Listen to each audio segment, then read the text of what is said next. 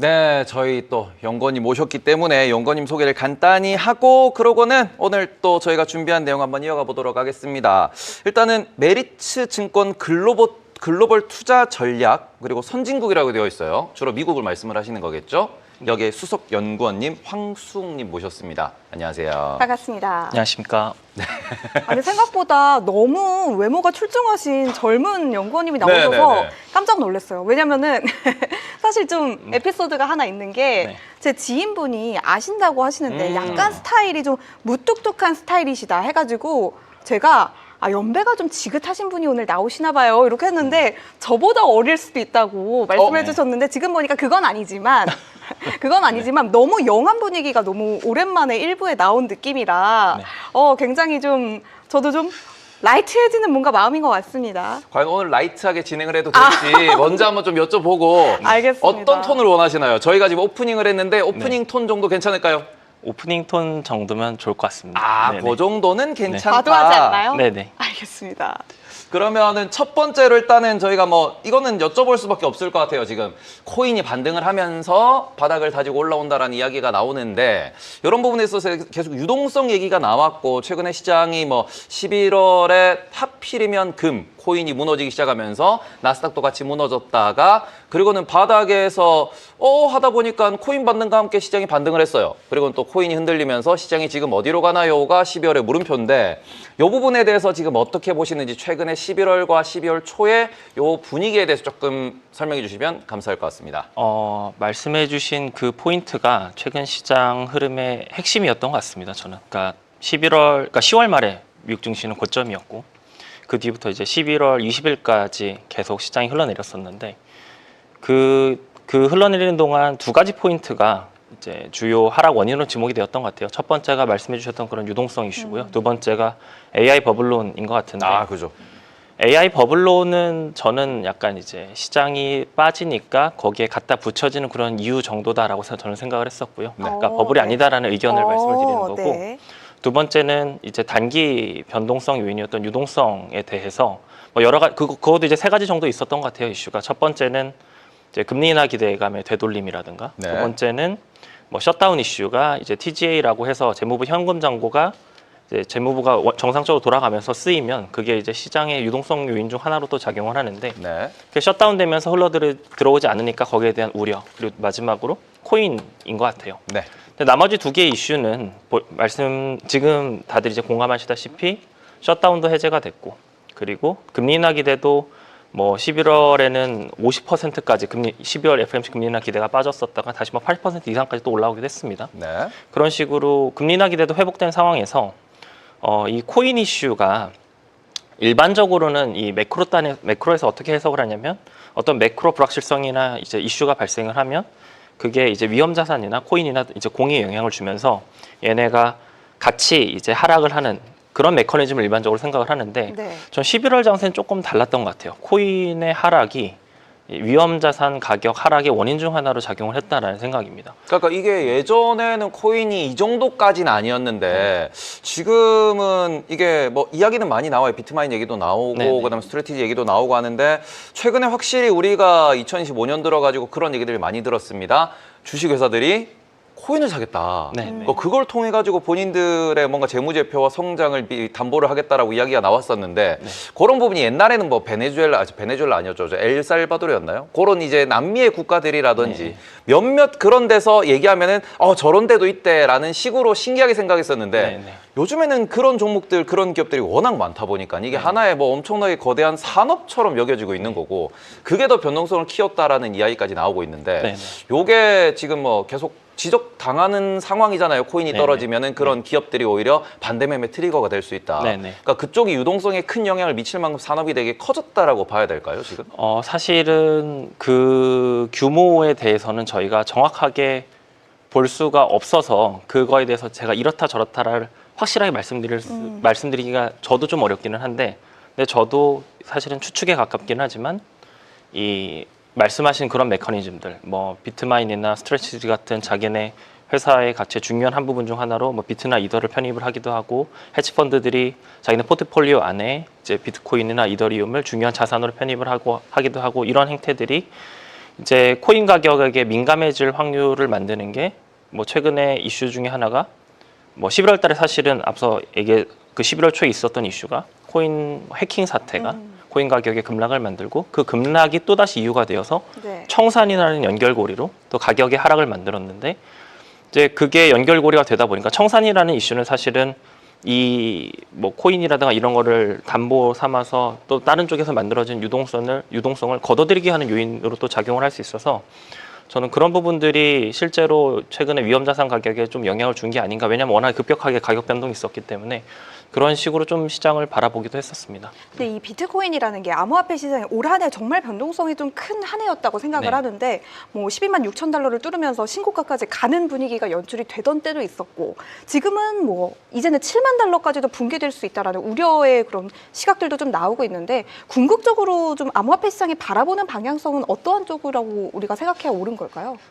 제가 암호화폐 전문가는 아니지만 제가 생각하는 뭐 방향성이라고 한다면 결국에는 이 비트코인이나 이더리움 이 두 개조차도 성격이 좀 다르고 네. 제가 생각했을 때는 그리고 얘네 말고 소위 말하는 다른 알트코인들이랑도 완전히 성격이 다르다라고 생각을 하는데 비트코인은 이제 제가 생각했을 때는 그 해지 자산 정도 그러니까 예를 들어 디지털 금이라고 표현하는 네. 이제 아예 다른 자산들과 상관성이 가장 낮기 때문에 이제 그런 위험을 대비하는 자산 정도로 뭐 디지털 금의 개념으로 가는 게 아닐까라는 생각이고요. 이더리움은 그거랑은 좀 다르게 왜냐하면 이더리움은 그 수량이 한정이 되어 있지 않고 계속 발행이 되는 코인이다 보니까 얘는 그 이더리움의 네트워크라고 하는 그 가치를 이제 뭐 보안이라는 그러니까 많은 사람들이 이 이더리움을 가지고 있으면 그게 더 그 이더리움 네트워크를 뚫기가 어렵다, 그 보안망을 뚫기가 어렵다 이런 맥락으로 가는 그런 개념이기 때문에 그 네트워크 가치에 비례해서 올라가는 그런 코인이지 않을까. 그래서 뭐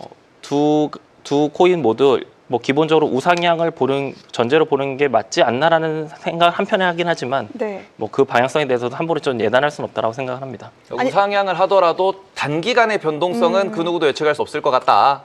그거는 그렇죠. 네. 네. 그러면은 지금 시장에 대해서도 우리가 일단 뭐 계속 우상향에 대한 얘기는 논란은 나오지만 이 시장에서 제일 핵심이 되는 거는 그래서 지금 S&P 500 기업들의 실적을 봐라, 숫자를 봐라, 매출 잘 늘어난다. 그리고는 이게 뭐 역대급 성장에다가 내년도에도 지금 내년 시장을 부정적으로 보는 IB조차도 내년도에 한 10에서 한 15% 사이의 성장은 될 것 같다. 14%라고 이제 골드만삭스가 발표한 걸로 알고 있는데, 그러고는 뱅크 오브 아메리카, 모건 스탠리 다들 보시면은 한 10에서 15% 정도의 내년도의 EPS 성장을 다들 확신하는 분위기예요. 그리고는 그게 지금 이번 분기 실적 발표에서도 마찬가지로 똑같이 나왔고요. 그러니 실적이 잘 나온다. 다만 내년도에는 약간 현재 고평가가 빠진다라고 보는 쪽은 S&P 500을 만 5%밖에 못 오른다라고 표현을 하고, 아니다. 내년도에도 계속 우리는 성장과 유동성의 파티를 즐길 것이다라고 하면 지금 8,000을 찍고 있어요. S&P 500을. 어쨌든 실적이 잘 나온다. 숫자가 잘 나온다인데 지금 올해 계속 실적이 잘 나온 부분 3분기 실적에 대해서도 어떻게 생각하시는지 좀 여쭤보고 싶고, 그러고는 내년도에 이렇게 실적 잘 나올 거다라는 전망이 나오고 있는데 이 부분에 대해서도 어느 정도 동의하시는지 이 정도를 좀 질문 드리고 싶습니다. 저희가 최근 11월 달에 내었던 연간 전망 자료에서 제가 이제 제시한 의견은 S&P 500 지수 8,150포인트 내년 말 기준으로 제시를 드리고 있습니다. 8,150. 네. 오. 내년 말요. 네. 그러니까 지금 월가가 틀렸다. 우리가 맞다. 저는 월가도 8,000도 높다 생각했는데. 그러니까 이게 그러니까 사실 그 논리도 좀 설명을 시간상 될지 모르겠는데 제 논리를 설명을 드리면 좋겠는데 일단은 올해 만약에 말에 7,000포인트를 달성한다라고 하면 네. 올해 YTD 수익률 한 19% 내년에 한 16% 정도 보는 궤적인 거거든요. 그리고 그 말의 전제는 말씀해 주신 것처럼 이페스 지금 글로벌에서 보는 이페스 추정치의 상향의 폭이 뭐 10%에서 15%라고 네네. 말씀을 주시는데 뭐 S&P 500 기업들의 내년도 순이익 성장률 전망치가 한 12%, 13% 사이입니다. 한 13% 정도 돼요. 네네. 그러니까 그 숫자가 어느 정도 일치를 하는 거죠. 그러니까 이렇게 이제 이익만으로도 그러니까 밸류에이션이 어느 정도 유지된다라고 했을 때 이익만으로도 10%대 중반에 이제 지수 성장 그 주가 지수 성장이 가능하다라는 표현인 거고요. 그리고 말씀해 주셨던 포인트들 중에 뭐 밸류에이션이 높다 뭐 이런 얘기들 때문에 EPS는 그렇게 오르지만 밸류에이션이 높기 때문에 그 부분이 깎아 먹으면서 네네. 뭐 비관적으로 보는 부분에 대해서 시각은 뭐 5% 정도 지수 상승률을 업사이드를 놓고 보고 있는데 저희는 그 논리가 좀 틀리지 않을까라 생각합니다. 그 밸류에이션이 평균 회귀가 아니라 오히려 슬라이트한 우상향 추세를 보는 게 맞지 않냐라는 의견인 거죠. 이게 무슨 뜻이냐면 지금 밸류에이션이 높다라고 얘기하는 그 의견들의 근거가 뭐냐면요. S&P 500 12개월 포워드 PR 밸류에이션이 5년 평균 대비 1표준 편차 수준에 올라가 있다. 그리고 네. 그 숫자는 거의 그 5년 평균 밴드에서 봤을 때 가장 높은 숫자다. 네. 그래서 이게 평균으로 회귀할 거다 뭐 이런 논리거든요. 네. 근데 제가 뭐 차트를 보여드리면서 오늘 설명을 드렸다면 훨씬 더 좋았겠지만 뭐 제 자료에 찾아보면 있습니다. 그런 차트가. 그 미국 시장의 장기 밸류에이션 데이터가 있어요. 네. 뭐 슐러피라고 하는 데이터인데 그 데이터가 1880년대부터 나와 있고 네. 이제 데이터에 뭐 그럼 평균 뭐 밴드 같은 게 보이겠죠. 장기로 그려보면. 네. 그래서 만약에 지금의 미국 시장의 밸류에이션이 평균으로 회귀해야 된다는 전제에서 그 차트를 들여다보면요. 2010년대 이후에 미국 시장의 밸류에이션 설명이 안 됩니다. 밴드 밖에 계속 있어요. 점점 더 비싸지고 네. 있는 상황이기 네. 때문에 그렇죠. 그래서 그 논리라고 한다면 2010년대부터 미국 시장은 사실 꺾였어야 되는데 안 꺾이고 있다는 네. 거죠. 오히려 밸류에이션의 슬라이트한 우상향 혹은 최소한 현재 수준이 유지된다는 전제에서 내년도 미국 시장의 밸류에이션을 봐야 되지 않느냐라는 게 저의 의견이고 이 의견을 뒷받침한 핵심 논거는 사실은 ROE이기는 합니다. 네. 그러니까 단위 자본당 기업이 돈 100원을 가지고 얼마나 돈을 벌어들일 수 있어가 이제 결국에는 ROE를 쉽게 풀어드려 설명을 드리는 건데 미국 일반적으로 저희가 주식시장에서 받아들이고 있는 차트들 중에 ROE가 높은 기업이나 국가는 고밸류에이션이 정당하다라고 받아들여 왔던 게 일반적으로 주식시장의 논리거든요. 그게 뭐 PBR, ROE를 뭐 국가별로 그려보거나 했을 때도 회귀선이 우상향한다. 이런 차트들을 받아들이고 있는 것과 S&P 500의 PBR과 ROE 차트를 그냥 2004년부터 쭉 그려보면 20년 동안 같이 우상향, 같이 빠졌다 같이 올라옵니다. 그러니까 ROE 개선되면 PBR도 같이 높아지고 이 논리는 PER도 좀 비슷하게 적용된다 봐요. 그래서 내년도에 ROE가 뭐 올해보다 개선될 수 있느냐? 저는 이제 기술 진보에 따른 순익 마진의 개선과 레버리지 비율의 턴어라운드라고 하는 이 두 가지 요소가 내년 미국 시장 ROE 견인을 좀 이끌 거라고 봐서 이 부분이 어떤 고밸류에이션을 어느 정도 정당화하고 사실 이 논리는 제가 작년 이맘때 올해 미국 시장에 대한 연말 기준 7,000포인트라는 의견을 제시할 때도 똑같은 논리였거든요. 네. 근데 이것도 제가 작년에 7,000포인트 제시를 할 때 글로벌 포함해서 어디에서도 7,000포인트 얘기하는 데가 사실은 없었어요. 작년에 예. 제가 기억하기로도 대부분 6,000 초중반을 다들 찍었었고 전초등반 그 높아야 네. 6,600이었죠. 그렇죠. 그 상황에서 이게 뭐 미국의 몇몇 분들은 증권사들이 6천 초중반을 보니까 6천 후반대 갈 것 같다라는 얘기를 몇몇 분들이 얘기를 해주셨어요. 근데 거기에서 이제 숨은 7천을 외치신 분이 계시는데 이분이 내년도는 지금 8,150을 외치셨다. 네. 여러분들 이거는 꼭 기억을 하셨으면 좋겠고 지금 ROE 얘기를 되게 많이 해주셨는데 ROE가 제가 알기로는 올라가는 특히 미국의 ROE들이 지금 올라가 있는 이유 중에 하나가 자사주 매입 소각이다라고 네. 많이들 이제 알고 있는 걸로 제가 알고 있는데 네. 지금 자사주 매입 소각이 계속해서 내년도에도 더 활발하게 벌어질 건 당연하니 그러니 내년도에도 ROE가 더 좋아진다라고 이해하면 될까요? 사실은 제가 방금 말씀드렸던 순이익 마진과 레버리지 비율의 상승과 그 ROE와 직접적으로 연관된 총자산 회전율이라는 개념이 있는데 걔는 꺾이는 그림이긴 하거든요. 무슨 뜻이냐면 ROE라 주주환원이라고 하는 것은 기업들이 갖고 있는 현금을 어떻게 쓰느냐, 네. 그러니까 기업 주주들한테 돌려주느냐, 혹은 그걸 다른 데 쓰면 캐펙스 투자를 하느냐 이건데 사실은 2023년부터 미국은 다들 아시다시피 막대한 돈을 AI 캐펙스 투자에 지금 쓰고 있죠. 네.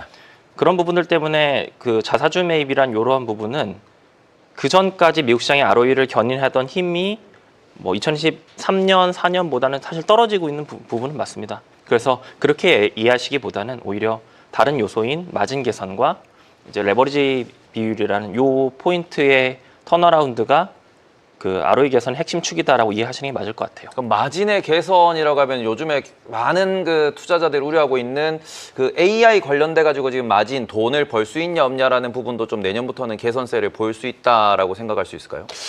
그거를 좀 더 구체적으로 설명을 드리면요. 지금 사실은 뭐 AI 버블론이랑 연결지어서 또 말씀을 드려볼 수 있을 것 같은데 AI 버블론에서 우려하는 핵심은 가장 거대한 우려는 이제 AI에 투자를 뭐 수조 달러씩 하는데 수조 달러를 벌 비즈니스가 아직 안 보인다 이거죠. 네, 그러니까 네. 수익화 우려인데요, 이게. 저는 그거는 시간 문제라는 생각이고, 그럼 지금까지 오. 투자한 AI, 뭐 한 1조 달러 가량 투자한 AI 캐펙스는 어디에서 효용을 내고 있느냐가 중요한 포인트인데, 그거는 뭐 이런 매출, 그 수익화라는 그런 탑라인이라는 매출이라는 표현을 쓸 수 있다라고 하면, 지금까지 있었던 캐펙스 투자는 이게 바텀라인으로 내려오는 과정에서 비용을 절감하는 쪽으로 AI가 쓰여왔다라는 게 저의 의견이고, 그렇죠. 뭐 관련한 데이터 포인트들을 뭐 이것도 제가 오늘 차트를 가져왔으면 더 좋았겠지만 그런 포인트들을 갖고 전 말씀을 드리고 있거든요. 이게 무슨 뜻이냐면, 쉽게 말씀드리면 이거죠. 이것도 장기적으로는 또 되게 거대한 얘기긴 한데, AI에 따른 노동 생산성 향상과 여기에서의 비용 절감이 기업들의 마진 개선으로 이어진다. 뭐 이런 맥락인데, 제가 이거 관련해서 근거로 말씀드리는 것 포인트가 한 2가지 정도 있는데요. 첫 번째는 최근 이제 노동시장의 모습인 거죠. 노동시장의 모습과 미국 경제 성장률과 뭐 이런 부분들인데, 네. 제가 되게 특이하게 생각하고 있는 최근의 미국의 경제적 현상이 뭐냐면, 미국의 GDP 성장률은 계속 눈높이가 높아집니다. 네. 이를테면 3분기 GDP 나우캐스팅이라는 숫자가 10월 말만 하더라도 전분기 대비 연율 한 3.9% 성장한다 이렇게 찍고 있다가, 최근에는 한 4.1%까지 올라 있고 한데, 내년에 미국 그 경제 성장률 눈높이도 계속 높아지고 있어요. 근데 이에 반해서 저희가 그동안은 역사적으로 경제 상황과 가장 밀접하게 움직인다라고 생각했던 노동시장, 고용 상황은, 경제는 좋은데 고용 상황은 되게 나쁘다라고 저희가 인식을 하고 있죠. 네. 그리고 이 현상이 최근에 가장 대표적으로 나타났던 게 전 비농업 취업자 수의 전월 대비 증감이라는 숫자에서 좀 두드러졌다라고 생각을 하는데, 가장 최근 숫자에서는 좀 그렇지 않았지만 최근 한 3, 4개월 동안을 평균적으로 보면요, 그 비농업 취업자 수 증감 숫자가 최근 30년 평균이 한 12만 명 정도 되거든요. 네. 그러니까 월 평균 12만 명의 고용이 늘면 그게 평균적인 경제 오가닉한 성장 상황이다라고 해석을 할 수 있는데, 이 최근의 숫자들이 한 3만 명, 4만 명, 2만 명 이랬어요. 네. 그러니까 거의 경기 침체에 준하는 노동시장 상황이었다. 근데 경제는 왜 좋으냐? 이게 그동안은 소위 이제 경기적 실업이라고 해서 경기가 나쁘면 사람들이 이제 실직을 하고 경기가 좀 다시 고용이 되고, 이런 순환적 구조에서 좀 거시적인 구조적 변화에 따라서 노동시장의 구조가 바뀌고 있고, 이거를 쉽게 설명을 드리면 AI에 따른 인력 대체가 이제 약간은 그런 조짐들이 보이기 시작을 했다. 그래서 뭐 11월 초에 미국 시장에서 화제가 되었던 데이터 중 하나가 뭐 챌린저 리포트라고 있습니다. 네. 미국의 민간 고용 시장 데이터인데, 그게 BLS라고 미국 노동통계국에서 일반적으로 이제 그 데이터를 집계를 하는 실업률, 뭐 비농업 취업자 수 증감, 요 숫자들을 저희가 일반적으로 고용의 헤드라인 지표로 정부 데이터로 보고도 있지만, 그 데이터가 확인이 안 되니까 대안 지표로 봤던 게 그 지표인데, 네. 걔네는 원인에 따라서 사람들이 해고된 이유들을 정리를 해줘요. 그 숫자가 그 숫자들 중에 뭐 그 숫자도 이제 뭐 올해 1월부터 9월까지 95만 명이었고, 10월까지는 뭐 100만 명이 해고가 네. 됐고, 그래서 이게 뭐 몇십 년 만에 가장 높은 숫자다 뭐 이런 얘기들 막 나오기도 했었는데, 그 중에서 AI에 따른 AI라고 하는 이유로 해고된 사람의 숫자가 9월 달까지 17,000명이 찍혔었거든요. 네. 근데 그게 10월 달로 가서는 3만 명이 늘어서 47,000명이 됐고요. 오. 그러니까 1월부터 9월 누적이 17,000인데 10월 가서 3만 명으로 늘었다.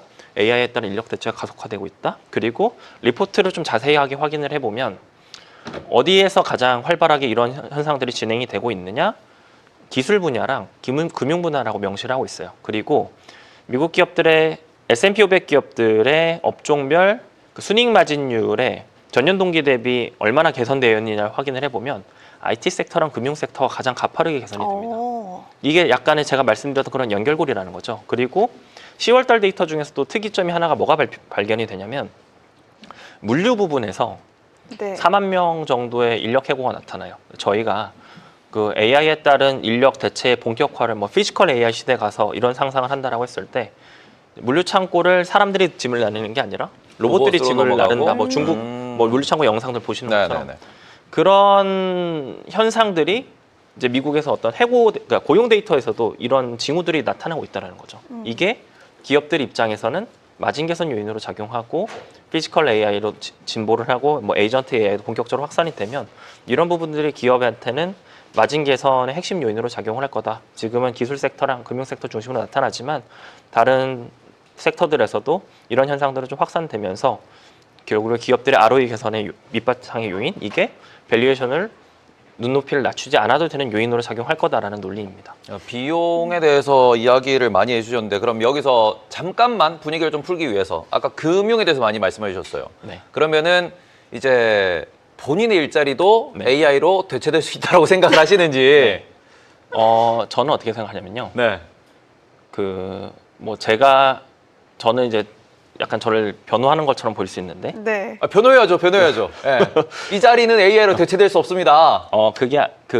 분석하는 역량에 대해서는 어느 순간은 인간이 AI를 따라가지 못할 수 있는데, 이제 그거를 쓸 수 있는 사람과 쓸 수 없는 사람이 좀 차별화가 될 것 같아요. 이를테면 네. 제가 이제 한 2, 3년 동안 AI 산업에 대해 관심을 많이 가지면서 이 AI 산업을 어떻게 설명을 드렸냐면요. 3차 산업혁명에 빗대어서 말씀을 드렸는데 3차 산업혁명이 PC와 인터넷이거든요. 90년대. 네. 쉽게 말씀드리면 저희가 지금 편안하게 쓰고 있는 쿼티 자판을 쓸 줄 아는 사람과 모르는 사람의 생산성은 독수리 답법은 네. 도태되었다. 그러니까 하늘과 땅 차이고 네. 그리고 인터넷을 내가 자유자재로 쓸 수 있는 사람과 없는 사람의 역량도 하늘과 땅 차이인 것처럼 AI를 내가 엄청 잘 쓰는 사람과 모르는 사람의 역량이 차이가 나면서 잘 못 쓰는 사람들부터 도태될 확률이 좀 높다라 보고요. 그리고 두 번째로는 이제 금융산업에서 이제 인력들이 대체된다라고 하는 게 뭐 저희 같은 일부 리서치 역량들이 먼저 대체가 되는 과정이라고 생각을 하긴 하는데요. 근데 저희도 그렇고 대부분의 금융산업에 종사하는 분들의 핵심 역량은 사실은 사람과의 관계를 관계에서 비롯된 어떤 이제 시너지인 거거든요. 그래서 사람과 사람이 하는 비즈니스가 AI로 대체되기는 쉽지 않다라는 맥락에서 생각을 해보면 사실 저희 애널리스트들도 뭔가 리서치를 기반으로 이제 뭔가 설명을 드리는 직업이기도 하지만 이 비즈니스의 핵심 전제 중 하나도 결국 펀드 매니저들과 뭐 기관 투자들과 릴레이션십이 전제가 되어 있는 직업이기 때문에 이런 부분들은 AI가 대체하기 어렵지 않을까, 그 릴레이션십은. 은퇴까지는 괜찮을 것 같다. 자신의 직업은 대체가 네. 되지 않는다라는 이야기로 한번 정리를 해보겠습니다. 그러면은 AI 지금 이야기가 희망사항입니다. 너무 지금 오늘 듣고 싶은 얘기가 너무 많아요. 지금 왜냐하면 이제 일자리 얘기도 해주셨고 그다음에 지금 제가 개인적으로 궁금했던 것 중에 하나가 또 있는 게 ADP가 지금 위클리로 지금 고용 지표를 또 발표하고 있어요, 미국에서. 네. 그런 것도 정말 궁금한 게 많은데 그거는 다음에 나오셨을 때 다시 한번 여쭤보는 걸로 하고. 왜냐면 저도 오늘 AI만 하나 좀 질문을 드릴게요. 네네. 오늘 핫한 내용이 너무 많아서 AI 그러니까요. 내용들이 정말 중요한 게 맞습니다. 자, 지금부터 AI 스타트 해보겠습니다. 이 AI 버블론이 아니다라고 초입에 말씀해 주셨는데 네. 요즘 AI 중에서도 종목들이 좀 양극화가 되는 흐름을 나타내고 있고 또 네. AI가 아닌 AI vs BAI 네. 이런 흐름이 나타나고 있는데 네. AI 산업에서는 그럼 어떤 종목이 결국에는 주도주 역할을 하게 될 것이며 네. BAI 종목 중에서는 우리가 어떠한 종목들을 좀 눈여겨봐야 하는가 이런 부분에 대해서는 좀 어떻게 생각하시나요? 저는 기본적으로 갖고 있는 의견은 여전히 AI 릴레이티드 된 종목들이 가장 투자의 우선순위에 있다라고 생각을 하고요. 그래서 네. BAI 종목 중, 그러니까 이 AI 릴레이티드 했다는 게 이미 이제 숫자로 보여지고 있는 뭐 AI 하드웨어, 그리고 일부 소프트웨어, 그리고 전력 인프라, 뭐 이런 애들을 아우르는 말씀이고, 네. 이 외에 다른 산업을 본다라고 한다면 사실은 대단히 눈길이 가지는 않는다. 다만 이제 네. 제가 생각하는 기준은 이거거든요.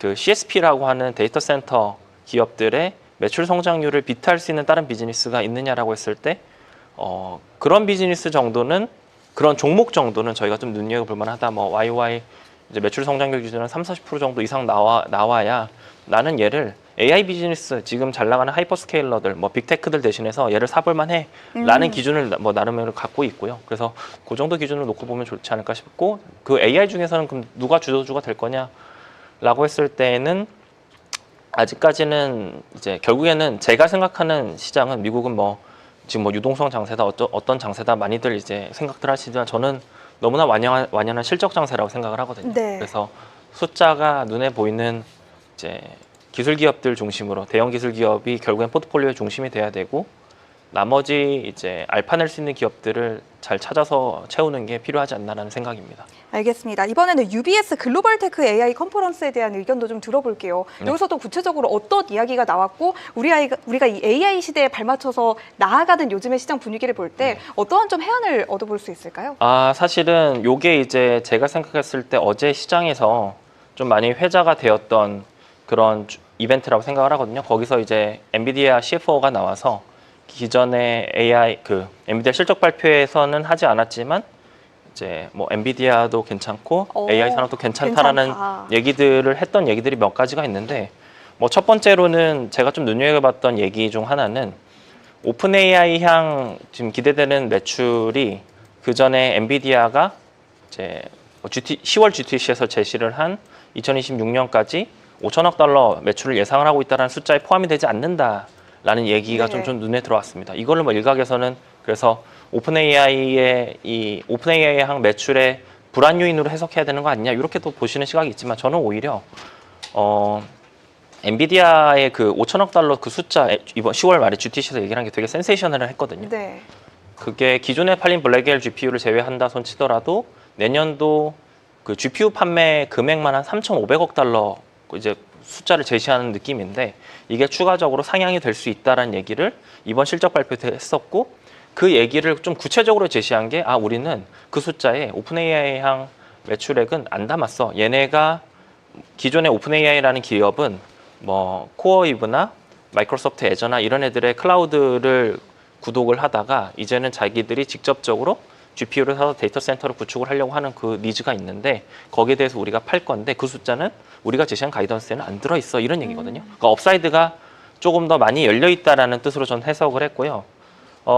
두 번째로는 최근에 있었던 그 마이클 버리가 이 AI 캐펙스 관련해서 이 CSP들이 그 감가상각을 좀 과소 추정을 해서 얘네들의 이 마진이 과대 계상되고 있다라는 어떤 버블론을 제기한 바가 네, 있었죠. 네. 근데 지금 너무 억울해하던데요, 엔비디아는 지금 그 내용을. 네, 엄청 격분하면서. 그 얘기를 또 격분하면서 얘기를 하고 이번에도 강조를 한 게 그래서 지금은 주력 AI GPU가 블랙엘이라는 제품이고 그 전에 호퍼나 암페어라는 제품이 그 전에 있었는데 얘네들이 아직까지 쓰이고 있고 얘네들이 뭐 3, 4년 전에 나왔던 애들인데 아직까지 쓰이고 있고 그 쓰이는 기반이 쿠다라고 하는 자기들이 갖고 있는 소프트웨어가 이전의 AI 모델들을 여전히 이제 쓸 수 있게끔 성능을 계속 이제 개선시켜주는 그런 역할을 하기 때문에 자기네들의 소프트웨어 기반으로 AI의 감가상각이 이제 뭐 2년, 3년 짧은 시기가 아니라 5년, 6년 이제 쓰일 수 있다. 지금 자기들이 출하하고 있는 블랙엘도 기존의 교체 수요가 아니라 신규 수요로 나가고 있다. 이런 얘기들을 또 덧붙여서 얘기를 하기도 했습니다.